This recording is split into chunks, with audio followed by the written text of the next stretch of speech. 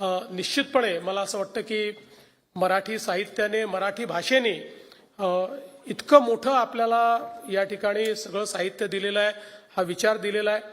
आणि आपण जर इतिहास देखील बघितला तर मराठीच्या संदर्भात खऱ्या अर्थानं छत्रपती शिवरायांनी आपल्याला स्वभाषेचा अभिमान शिकवला।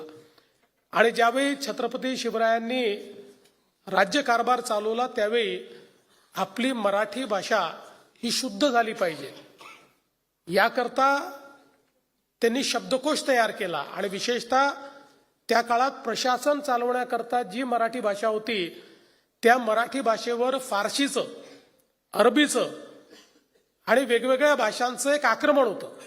आणि त्यामुळे अशी प्रदूषित झालेली मराठी भाषा ही पूर्णपणे शुद्ध करून त्या संदर्भात एक कोश निर्माण करून आणि छत्रपती शिवरायांनी प्रमाण भाषा काय आहे हे आपल्याला सांगितलं।